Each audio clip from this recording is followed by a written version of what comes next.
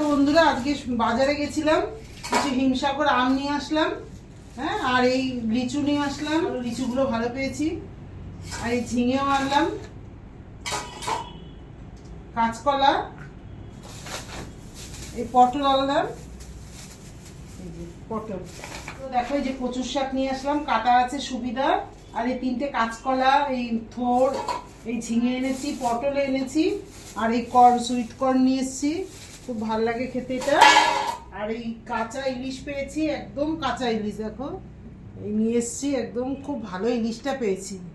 এটা নিয়েছে 1400 টাকা কেজি, হ্যাঁ।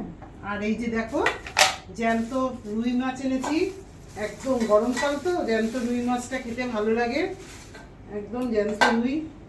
এই যে জ্যান্ত রুই মাছ এনেছি,